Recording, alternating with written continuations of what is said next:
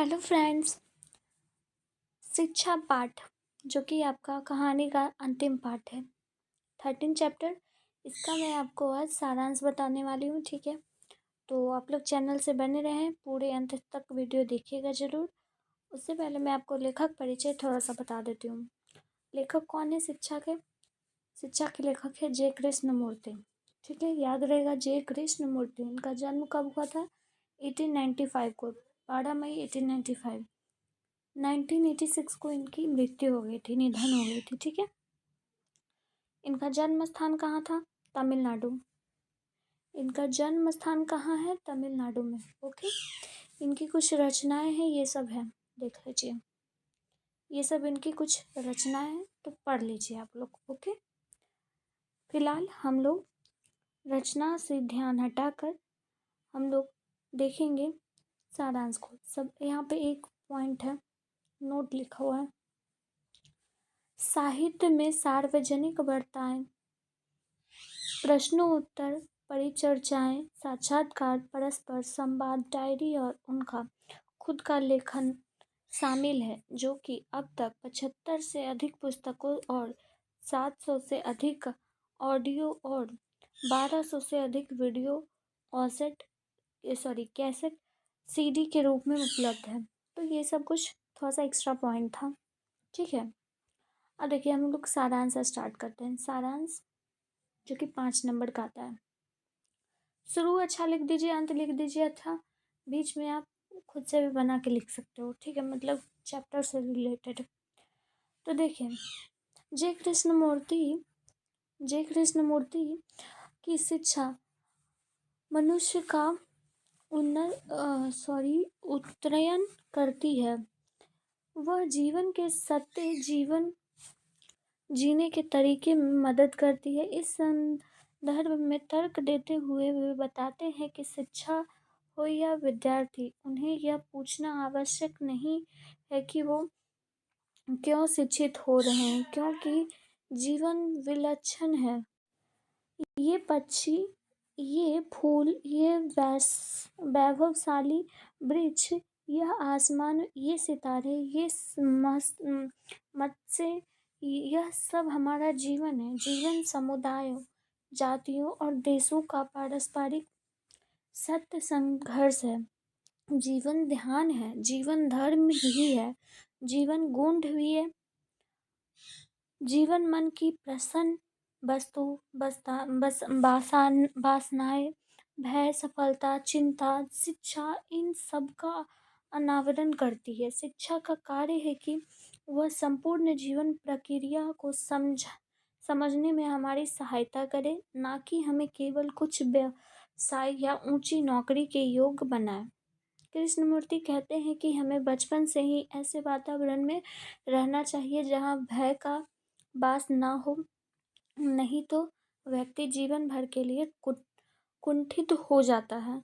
उसकी महत्वाकांक्षाएं दब कर रह जाती है, मेधा शक्ति दब जाती है। मेधा शक्ति के बारे में कहते हैं कि मेधा वह शक्ति है जिससे आप भय और सिद्धांतों की अनुपस्थिति में आप स्वतंत्र से सोचते हैं, ताकि आप सत्य की वास्तविकता की अपने लिए खोज कर सकें। पूरा विश्व इस भय से सहमा हुआ है, चूँकि यह दुनिया वकीलों, सिपाहियों और सैनिकों की दुनिया है। यहाँ प्रत्येक मनुष्य किसी न किसी के विरुद्ध में खड़ा है, किसी सुरक्षित स्थान पर पहुँचने के लिए प्रतिष्ठा, सम्मान, शक्ति व आराम के लिए संघर्ष कर रहा है। अंततः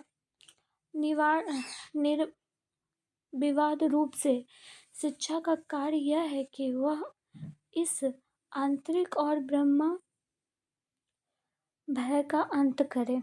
देखिए, हम तो आपको यही था, इतना ही है लिखना, इससे ज़्यादा कुछ नहीं लिखना है।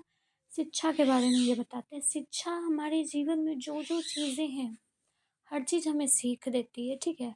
चाहे हमें पशु पक्षी जानवर ही क्यों ना हो, वो भी हमें सीख देती है, उससे भी हमें शिक्षित होनी चाहिए, ठीक है।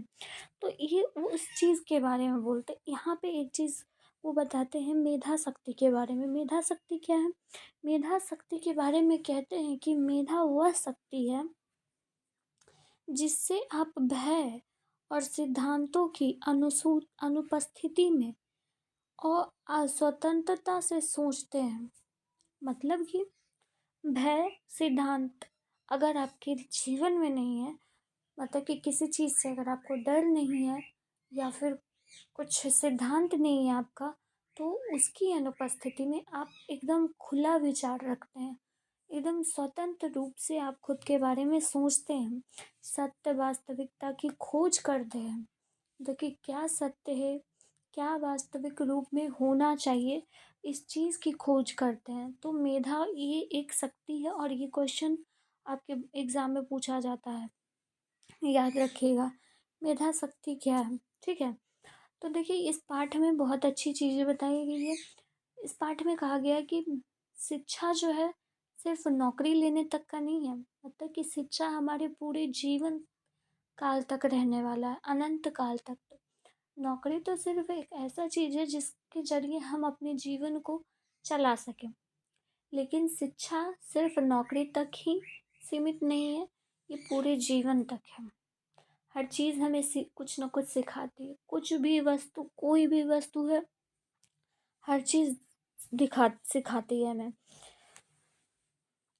इस दुनिया में तो सब है, सैनिक है, वकील है, सिपाही है, कैसे हुआ? शिक्षित होकर बना ना। कि शिक्षा एक ऐसा रूप है जहाँ पे मानव की पर्सनालिटी भी चेकआउट होती है। ठीक है, तो इसमें यही है, शिक्षा के बारे में बताया गया कि शिक्षा बहुत ही ज़रूरी है। आप अपने जीवन काल में अगर आप प्रारंभ मतलब कि बचपन से ही अगर अपने लक्ष्य की तरफ रहते हैं तो आपको वो लक्ष्य मिल ही जाता है।